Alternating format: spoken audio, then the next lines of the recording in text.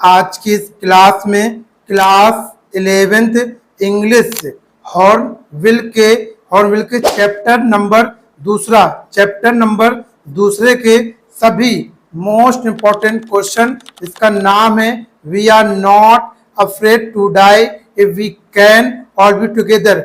हम डरने से नहीं मरते यदि सब साथ हैं के सभी महत्वपूर्ण शॉर्ट क्वेश्चन टाइप को हम करने वाले हैं, वो भी मात्र एक ही वीडियो में। क्या है वो भी मात्र एक ही वीडियो में हम पूरे कवर करेंगे। तो क्लास को आप शुरुआत से लेकर पूरा अंत तक जरूर देखिएगा, क्योंकि ये ऐसे क्वेश्चन हैं जो आपके पेपर में बार बार पूछे जाते हैं और इसमें मैं इसकी इंग्लिश की हिंदी भी एक्सप्लेनेशन करने वाला हूँ। सबसे पहले यहाँ पर देखो शॉर्ट आंसर टाइप क्वेश्चन। क्या है शॉर्ट आंसर टाइप क्वेश्चन? यहाँ पे सबसे पहला क्वेश्चन यहाँ पर दिया गया है। पहला क्वेश्चन क्या है? पहला क्वेश्चन है यहाँ पर how long did the narrator plan his voyage to last.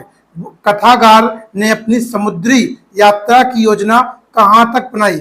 कथाकार ने अपनी समुद्री यात्रा की योजना कहां तक बनाई? तो इसका आंसर हमें लिखना है। तो क्या लिखेंगे आंसर में? The narrator set sail in July 1976 from Plymouth England. यानी कि कथाकार ने जुलाई 1976 में प्लाईमाउथ इंग्लैंड से duplicate the round the world voyage made 200 years earlier by captain James Cook. England से जेम्स कुक के द्वारा जेम्स कुक के द्वारा 200 वर्ष पहले की गई विश्व यात्रा को दोहराने के लिए यात्रा शुरू की थी। ठीक है, यात्रा शुरू की, इसका आंसर बिल्कुल सटीक हो गया। उसके बाद है क्वेश्चन नंबर दूसरा, इसको फिर देख लेते हैं। इसका the narrator set sail in July 1976 from Plymouth England to duplicate the round the world voyage made 200 years earlier by captain James Cook. यानी कि कथाकार ने जुलाई 1976 में प्लाईमाउथ इंग्लैंड से कैप्टन जेम्स कुक द्वारा 200 वर्ष पूर्व चलाई गई विश्व यात्रा को दोहराने के लिए यात्रा शुरू की।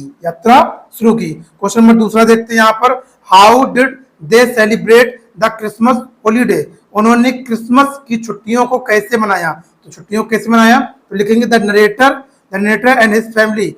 कथाकार और उसका परिवार were 3500 kilometre east to Cape Town on Christmas Day. Christmas दिन के दिन कथाकार और उसका परिवार केप टाउन से 3500 किलोमीटर पूर्व में था। डिस्पाइट द बैड वेदर, बेकार मौसम होने के बावजूद भी दे सेलिब्रेटेड क्रिसमस। उन्होंने अच्छे तरीके से क्रिसमस को मनाया with a Christmas tree on a boat. क्या है? उन्होंने क्रिसमस ट्री लगाकर क्रिसमस जश्न को धूमधाम से मनाया। क्वेश्चन नंबर देखते हैं अगला। क्वेश्चन नंबर तीसरा, what sort of wave hit the ship. किस प्रकार की लहर ने जहाज को प्रहार किया? यानी कि किस प्रकार की लहर ने जहाज को नुकसान पहुंचाया, क्षति पहुंचा दी? किस प्रकार की लहरों ने पहुंचाया था? बड़ी लहरों ने पहुंचाया था। किसने? बड़ी। तो इसमें देखते हैं a wave like no other, यानी कि एक लहर जो अन्य लहरों से बिल्कुल अलग थी। ए वेव लाइक नो अदर, एक लहर जो अन्य लहरों से बिल्कुल अलग थी। अपीयर्ड परफेक्टली वर्टिकल, जो क्या थी? जो बिल्कुल कैसी थी? बिल्कुल सीधी। वर्टिकल माने क्या होता है? बिल्कुल सीधी दिखाई दी। And almost twist the height, और सीधी दिखाई, और अन्य लहरों की तुलना में लगभग दुगनी ऊंचाई की थी। ऑफ अदरवाइज, अन्य लहरों की तुलना में लगभग दुगनी ऊंचाई की थी। Which very fearfully hit the ship, जिसने जहाज को बहुत ही भयानक तरीके से टक्कर मारी। अब देखते हैं क्वेश्चन नंबर 4 है how did little Jonathan reach the desperate situation they found on 5 January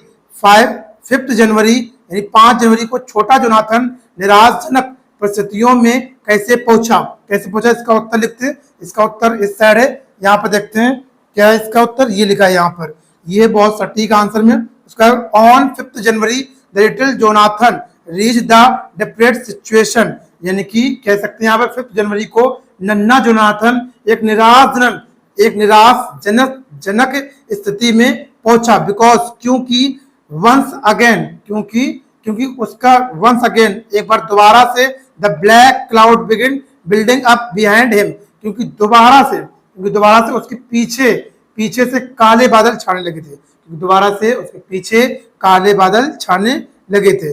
the wind was back to 40 knots, और जो हवा थी वो 40 knot की रफ्तार से चल रही थी। And the waves started high, और हवा ऊंची बह रही थी, और हवा ऊंचाई से चल रही थी। ठीक है, यहां तक हो गया। क्वेश्चन नंबर 5 है, how did Sue try to enliven the gloomy atmosphere, Sue ने दुखी वातावरण से निकलने का प्रयास किस प्रकार प्रयत्न किया। तो यहाँ पे during the danger wave Sue did not care for the wounded head, तो यानी क्या किया, खतरे की लहर के दौरान सू ने अपने घायल सिर की परवाह नहीं की। वाउंडेड होता है घायल और हेड होता है सिर, तो यानी कि लहरों के दौरान, खतरे की लहरों के दौरान सू ने अपने सर की अपने घायल सिर की परवाह नहीं की। बिकॉज क्योंकि she did not want to trouble the narrator, क्योंकि वे कथाकार को परेशान नहीं करना चाहती थी, क्योंकि कथाकार को वे परेशान नहीं करना चाहती थी। दस इसी प्रकार she tried to enliven the gloomy atmosphere, इसी प्रकार क्या होगा, इसी प्रकार उसने उदास माहौल को और भी बेहतर बनाने की कोशिश की। इसी प्रकार उसने बेकार माहौल को और बेहतर बनाने की कोशिश की। ये क्या हो गया, इसका पूरा आंसर हो चुके हैं। ये 5 क्वेश्चन आपके मोस्ट इंपोर्टेंट थे, इसके पूरे हो गए। अब नेक्स्ट वीडियो में आपको इसके जो लॉन्ग टाइप क्वेश्चन है वो आपको मिलेंगे। तो अपना ख्याल रखिएगा, वीडियो को लाइक करें और कम से कम एक बच्चे अपने 2-3 मित्रों के साथ जरूर शेयर करें, जिससे वो भी देखकर इसका आनंद ले पाए। ठीक है, मिलते हैं नेक्स्ट वीडियो में, अपना ख्याल रखिएगा।